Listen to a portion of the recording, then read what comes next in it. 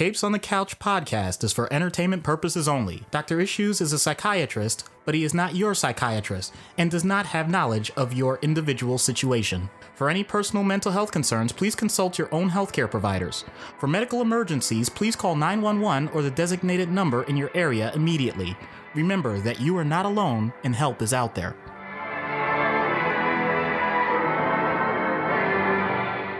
Hello and welcome to Capes on the Couch, where comics get counseling. I'm Anthony Sitko.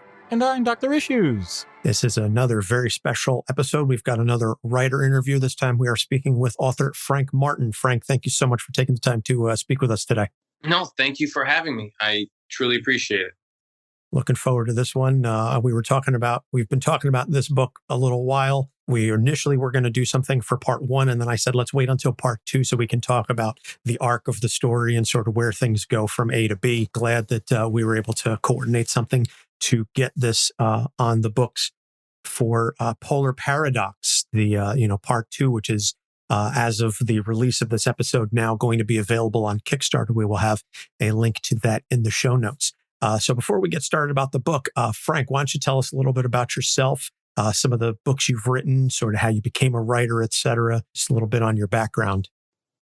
Yeah, I kind of been writing forever, kind of for as long as I can remember. I know in elementary school when the teachers, first grade assigns creative writing classes and everybody kind of gets together and they write their stories and they have a good time. And the teacher says, okay, now we're done. Let's move on to the next lesson. I kind of just never stopped that lesson. I just kept on writing stories through elementary school, middle school. When I got to high school, I decided I wanted to kind of push the fan fiction that I've been writing into more original, longer works. And this is prose at this point. So I've been writing novels steadily throughout college. And then at some point, I've been reading comics this whole time. And I took my love of storytelling and writing prose and said, let me just try writing a comic. And I quickly learned it's not that simple. There's a lot to learn. And I've been doing it for a couple of years now. And I got a couple books out. So here I am now, talking to you fine people. Well, yeah, we've spoken to several writers, and I don't think any one of them will tell you it is ever easy. It's also never the kind of thing I think that you consider yourself ever master of, like you're constantly learning. It's that kind of field where you're always looking for something new. As soon as you finish a story, it's okay, what's the next story and how can I tell it better than the one that I told before? Yeah, one of my favorite parts about writing is the challenge of crafting a story, something that you've never done before, stepping out of your comfort zone, writing a character that you've never done before, or a genre, or even a medium, anything that kind of pushes the envelope and makes me solve that puzzle of storytelling is what I love about it. Now, you said you started off with fan fiction. What kind of stories, what universes were you dabbling in? Or was it original, or was it, I'm assuming since it was fan fiction, it was probably, pre-existing universes? Everything that a testosterone-filled, prepubescent 12-year-old boy was into in the early 2000s. So I wrote stuff about Spider-Man and video games like Metal Gear Solid and Halo and Dragon Ball Z, all that kind of fun stuff. And I kind of dreamed of one day growing up and being able to write this stuff for a living. So, going into comics, hopefully writing my own stories, and then one day jumping on board something established, a property that I grew up loving would be kind of a dream. Wow. All right. Very cool. So moving then to your current book, then Polar Paradox, where did the idea for this story come from? So I met my co-creator in the book, Antonio, at a comic convention.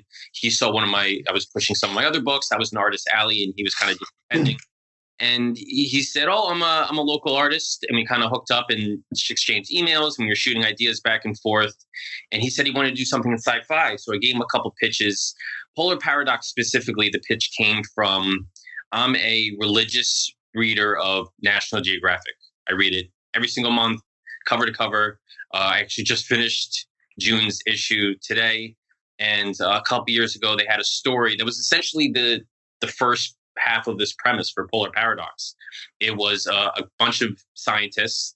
They went diving off the coast of Antarctica in a place that nobody has ever dove in before. and they were taking pictures and describing the landscape, and it was alien and weird and bizarre. And then kind of my storytelling brain said, this is a perfect place for kind of a sci-fi adventure, a mystery. And I just basically took that story, that National Geographic story, and said, what happens if these scientists go missing? And then there you go. There's the plot of the polar paradox. And I pitched that to Antonio, and he ran with it. So we really hit it off with that idea. All right. I mean, that definitely sounds like a fascinating premise, and it gives plenty of fertile ground for the unknown. And in that case, then it also leaves the opportunity, once you introduce the characters, by the nature of Antarctica, because it's not exactly a tourist trap, and you're not going to have that many people. You really can just hone in specifically on who you want to talk about. And I know Anthony has something specific to each of the characters, but yeah, I think just the fact that you set that up that way, it means that you don't get a lot of background noise. It was a very cool place, and reading about it in the National Geographic story, I was able to lean heavily into the science, because National Geographic, the story is not a work of fiction, it's a journalistic story. So I was able to grab a lot of the aspects of the real life scientists that were doing this little National Geographic expedition, and take a lot of the tidbits and throw them into the actual story. So even though it's sci-fi, especially part one leans more heavily into the science aspect rather than the fiction. Yeah, I definitely, reading part one versus part two, got the sense that part one was, okay, this is some bad stuff that happens, but it's definitely within the realm of feasible things, aside from maybe some of the technology being, like maybe 15 minutes into the future kind of tropey, that the idea of the science and everything was very much grounded in reality. It's not until we get into part two that we really sort of shift into that other world, pun intended, so to speak. Some of the tropes that you use in terms of the geography and the idea, I'm really trying to avoid spoilers here, but some of those ideas in terms of the location are really centuries old. I mean, going back to H.G. Wells, the father of modern science fiction and things of that nature. What were some of the things that you used to put a new spin on those tropes? That's a tough question, because the idea of tropes is that they're timeless, tried and true methods of various genre fiction that really hit off with audiences. I love big mysteries, mysteries that are too big for any one person to comprehend. And then as I'm pitching this book, especially part two, I like to say that the polar side of things is part one, and we get more heavily into the paradox with part two. And with paradox, this mystery that's kind of unfolding, or that the rescue divers find themselves in, along with the scientists, it's too much to kind of comprehend. So I had a good time kind of blowing it up and making it so big that it was just hard for them to wrap their brains around. So we're introduced in part one to the rescue team. We'll talk primarily about the three divers, although two of them, without getting into too much spoilers, two of them have much more story time. Screen time. Much more. You spend a lot more time with two of these characters. Greg reminds me of Hudson from Aliens. What were some of your ideas as to the backstory of that character?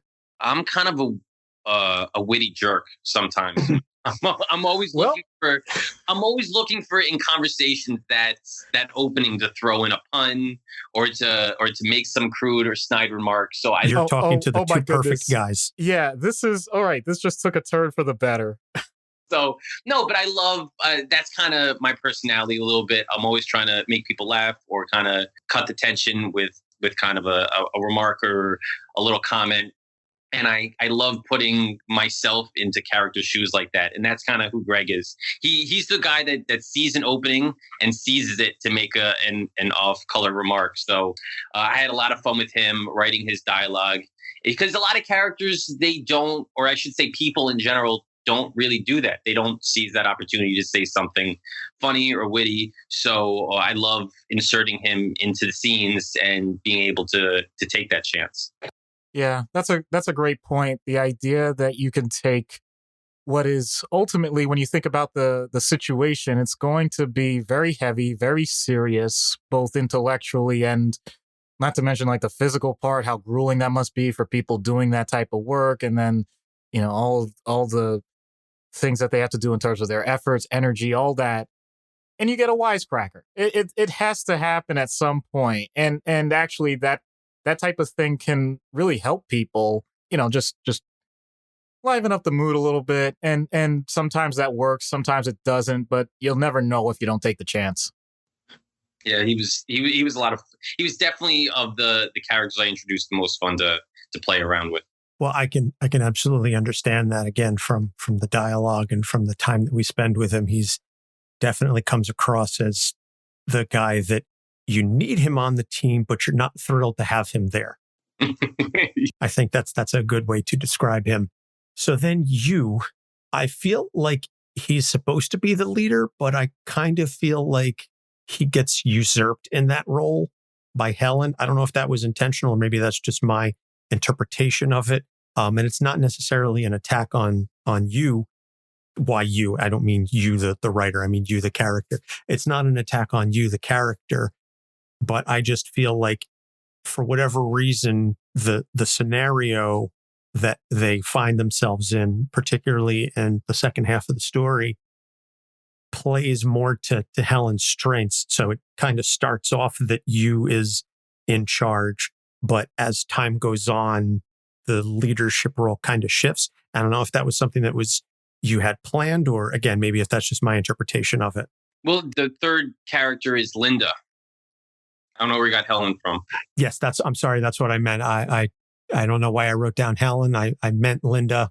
Yes. The way I kind of devised them out was, you're correct. You is more the leader. He's the technical kind of guy on the team. And Linda is more of an emotional leader, kind of the heart of the team. That's kind of how, when I was putting it together. And as you said, as the story goes on, Linda kind of steps up a little more than he does. And I think that's because when they get to the rescue diver, or when they get to the scientist, or when they're trying to rescue them, it takes a little bit more, it's more of a compassion mission rather than a straightforward rescue mission. The technical side of stuff takes a back seat, and they have to get, it humanizes the conflict a little more, which is probably why she comes forward as having more of a leadership role. Yeah, actually, I hadn't thought of it that way, and that's a great point. And it's very organic. It's the natural progression where it's the Mike Tyson quote: "Everybody has a plan until they get punched in the mouth." And so once things are not going according to plan, then the person that usually is best suited for the situation, whether they want it to or not, they're going to act instinctively. So yeah, that definitely comes across. Yeah, very quickly, metaphorically speaking, this team gets punched in the mouth from as the mission begins, which it really, the pace of the story, especially part one, move quickly because things don't go exactly as they want it to. Oh yeah, the story definitely, flies, as you said, especially in part one, which just we barely get any time to spend with the characters doing what they're quote unquote supposed to do before it takes a hard left turn from jump, and it just goes south from there. So Linda, not Helen. I don't know why I wrote that in the show notes. I apologize. Linda. You got me concerned. I thought, did I write Linda for half the story? And then No. No. That's me. I apologize. I do from time to time. It's been a long, hard week for me. Linda. So I find that she's the most level-headed one, especially in light of the circumstances that they're in. And I know that, as you say, she's the emotional heart of the team, but I find when I'm reading the story that she is taking everything. I don't want to say she's taking everything in stride, because she's obviously very concerned about what's going on. But again, without getting into spoilers too much, there's this notion that she's like, okay, this is all bat guano crazy, but let's just focus on the end goal and not get swept up in everything else. I don't know how much of the characters' backstories you had written, prior to what we see on the page, obviously, but was there something in her backstory that led her to have this personality? The short answer is no. I didn't do a whole lot of backstory with these characters. In fact, I had a lot of fun when we had to come up with some extra pages, some back matter for the book. I threw in some team dossiers where I actually had to write a little bit about the characters. So I did things out of order. I came up with some backstory, or at least some of their personality traits. Writing them down, putting them actually on the page after the fact, after the story was complete, was done and completed. I was juggling a lot of stuff in crafting the story. You know, each element of the story is strong or enough to push it forward. You know, I got a heavy setting with Antarctica. I have there's a lot of plot going on, especially in part 2, and so balancing that with strong characters was a lot of work. And I didn't want to get too muddled into a backstory because I was afraid that if I crafted a backstory for them, I was going to start having that bleed through on the page, and there just wasn't enough space to give everything its due. You know, the plot, the setting, and the backstory of the characters. So instead, I used a lot of the plot developments to show their character and show their actions and show how they move. So that's probably why we don't hear a lot about the character's childhood or their marital status and stuff. It's just the story's moving so fast that there just wasn't enough time for all that. Yeah, that's an interesting point, because that actually describes just about any original interaction. How do you break the ice? No pun intended. Actually, pun intended. Go ahead. But just the idea that even in intense situations, especially a rescue mission, like you're not going to know everybody's full history. As a matter of fact, is that even relevant based on what you're doing? And then you want to make sure you get whatever needs to get done, and heaven forbid, if you do have something in common, great. If not, whatever, let's keep moving. So yeah, circumstances like that definitely comes through. I know Anthony didn't put this in the notes ahead of time, but I do have to ask one character specifically, Javier. He is just so intense. I mean, I know even in the story, it kind of gives hints as to why it happens or how it happens, but we don't get everything. But yeah, what was your reasoning behind, this guy seemed like he had like 20 cups of coffee and just, was full speed ahead. What are your thoughts on that? So Javier is one of the scientists, and we meet him in part 2. And my reasoning behind his character was that the nature of the situation was wearing on him. He was losing his mind a little bit. I play around a lot with the fact of whether or not there's a supernatural element behind it that's playing with him, or whether it's natural, or whether or not it's ego and it's personality that's driving it. So we're not nailing down a strict source for why he's acting the way he does. It's probably a cocktail, an amalgamation of all of them. But I definitely wanted to heighten it to the point where it's not normal behavior at all. So that was definitely done on purpose. All right. And like I said, it very much, is clear that when we're introduced to him, he has seen some things and he has experienced a lot. And so how much, getting back to the notion of, I guess, world building and backstory, how much did you have planned out as to what happened to him to get him to that point? Actually, them a little bit, the scientists a little bit more than the divers. I wanted, because the plot was heavily reliant on their actions and what they were doing. So we meet 2 scientists. We meet Javier, and Wanda is the second one. When I was crafting them, I actually wanted them to be a couple. I wanted them to be husband and wife, but I never really divulged that in the story itself. So you can read it either way. They could either be a couple, or they can either be strangers or friends. It's not really specified, and it's not really important to the story. But that's the way I pictured them. And when I was writing their dialogue, I had that in mind. Whether or not you get it or don't get it, it doesn't really matter. But it definitely helped with me kind of formulating how this situation came about. All right. Yeah. And so the other thing is the ending very much leaves things open for more story. And obviously there's, a sequel hook there. Again, without too much spoilers. How much of that do you have mapped out for, a Polar Paradox Part 3, or maybe, the continuation of the story? So funny. The ending is I grown up on like Are You Afraid of the Dark, the Nickelodeon show. I love the show, and a lot of my readers, they hate that I have these endings so much that they're open. Like a lot of those Are You Afraid of the Dark episodes, they kind of end on that note where it's just, oh, what if? So there is an epilogue in the story. In the original version of the script, there was no epilogue. It just ended on a page before it, which was a huge cliffhanger to begin with.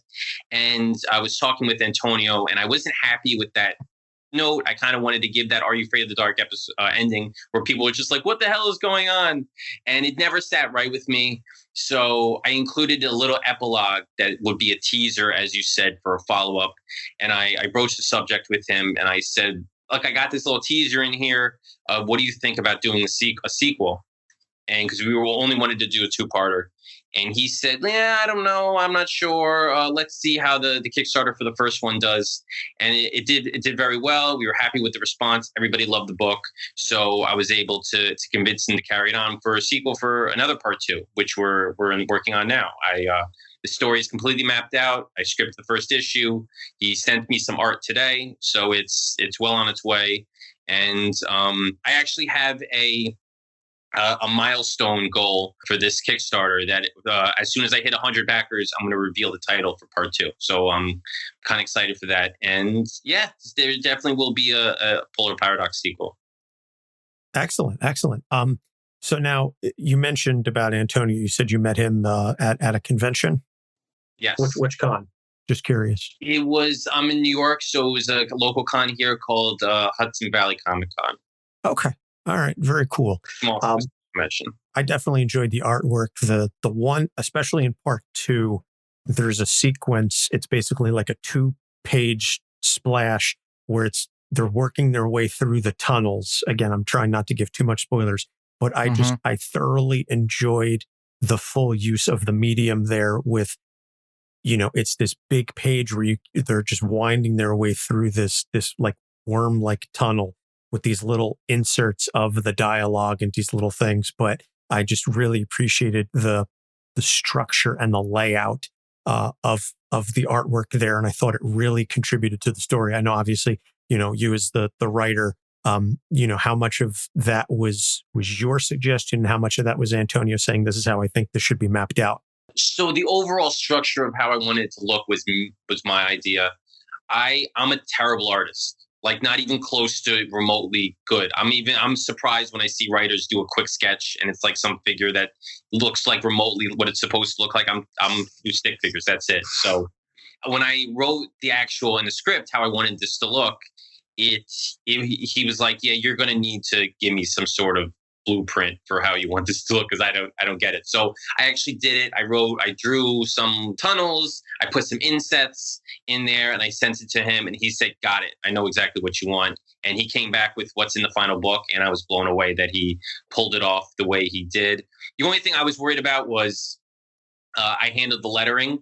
So that scene is a traditional lettering. You're reading it as they go through the tunnels. It's not strictly left to right. You're reading left to right and then back to left again.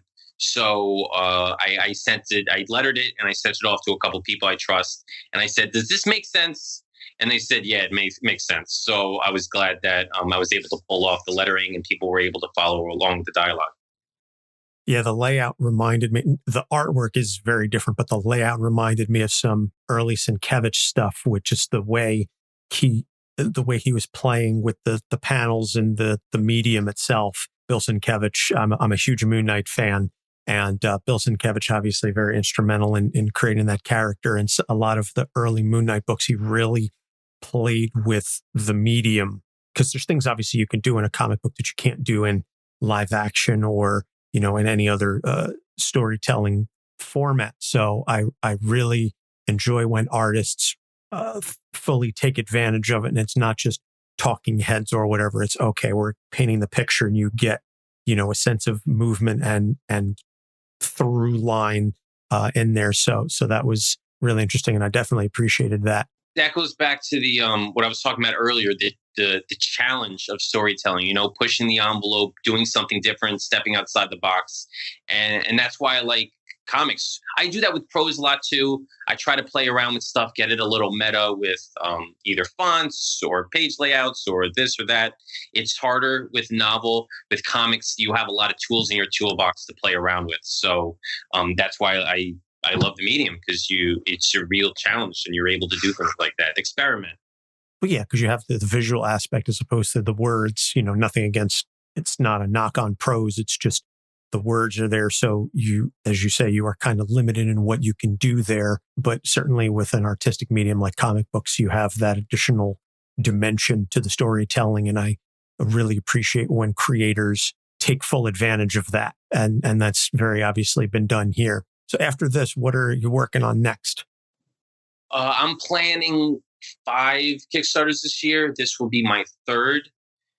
After this, my next one is in August. It's for a horror book called Pipe Creepers, which it's a horror book, but it's supposed to be like a fun adventure horror book, So the way I described it, it's like Super Mario versus Cthulhu, because the premise of the book is plumbers go to a creepy mansion and they go into the basement to start working and they get sucked into like a Lovecraftian scenario. So I'm really looking forward to that one. So like the Super Mario Brothers movie then. A little bit. So these 2 plumbers, and I got one's obviously you could tell is the Mario and the other's the Luigi, the fun guy. So I did that because in my day job, I was a chimney sweeper. So I spent a lot of time in basements, creepy basements filled with stuff. And I wanted to take that experience and do a story with it, with my love of Lovecraft, my love of horror. So combining those two, really, I was able to do a nice, fun, another 2-parter. Awesome. Well, we're definitely fans of Super Mario here. And I'm a fan of Lovecraft. So yeah. I say that as the hook. I mean, the guy doesn't use a flower to shoot fireballs or anything, but just the plumbers going on an adventure is where I'm trying to grab people. No, definitely. I appreciate the summary, the elevator pitch, if you will, for that book. That's interesting. And then you said, so that's the next one. And then what's the other one you're working on, or are you not ready to announce that one yet? No, my next one I'm hoping for November, which is a book I'm calling Grim Space. And the basic premise of it is reimagining fairy tales in space, basically taking stuff like Little Red Riding Hood, 3 Little Pigs, and turning them into like a Star Wars type setting with spaceships and aliens and robots and stuff like that. It's interesting that you mentioned that, because so many of the Grimm's fairy tales, people look at them superficially and it's like, have you actually read those original stories? Those are pretty freaking heavy. They weren't meant to all be for kids.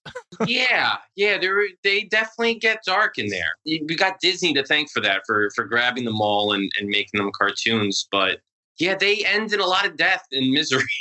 So, but they're definitely, I would say the tone for that is definitely Star Wars oriented. It's not all ages for kids, but kids will definitely enjoy it. I'm doing like a one-shot, which is kind of a pilot for a larger series, a larger universe. And the story that I'm basing off is Jack and the Beanstalk. So it has to do with Jack is a mechanic on a ship, and he gets sucked into an adventure going to a giant alien ship, and it's a lot of fun. Is this all creator owned or? Yes, this is all creator owned stuff. Excellent. Very cool. Well, we'll be sure to mention those Kickstarters, and obviously, send us the links, and we will, we'll promote them. Just give you one last opportunity to plug the Kickstarter. What are some of the rewards you've got for people who back the book? I have obviously the book. I have a digital too. If you haven't read part 1, that's going to be available. I have a variant cover for part 1 and part 2 if you like that. I'm also having a deluxe edition, which is essentially parts 1 and 2 combined in a single wraparound cover. So that's going to be cool too. I always offer commissions as part of my rewards. So you could get a a sketch cover commission from Antonio. I also do a writing commission because I'm jealous of artists that they get to do that. So I always put that up there. I usually get 1 or 2 people a campaign that kind of commissioned me to write them a 1,000-word short story, which is always a lot of fun. And I have a Polar Paradox theme song too that I include in some of the rewards. So I have a buddy of mine that I commission every comic that I do to do a little theme song, and he's phenomenal. So those are always a little fun thing to throw in there. Nice. I like when writers and creators come up with some out of the box ideas and rewards for Kickstarters and things of that nature. And theme songs in comics, I think, are need to be much more prevalent than they are. I know Next Wave had one, and there's a handful of other comics that I can think of off the top of my head where music was a big part of it. But I appreciate that, there's a musical element to it. And Doc as well. We're both very big music fans, in addition to comics and Star Wars and video games and all the nerd things. Is what we're all about. So Frank, where can folks find you on social media and the internets?